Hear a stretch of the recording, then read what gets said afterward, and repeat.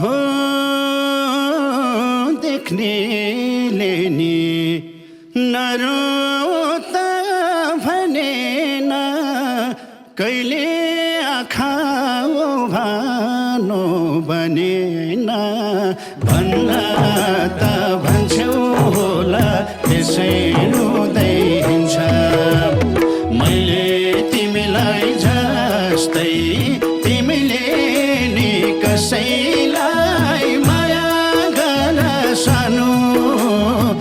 पाउने छौ एकतर्फी मायाले कति पीडा दिन्छ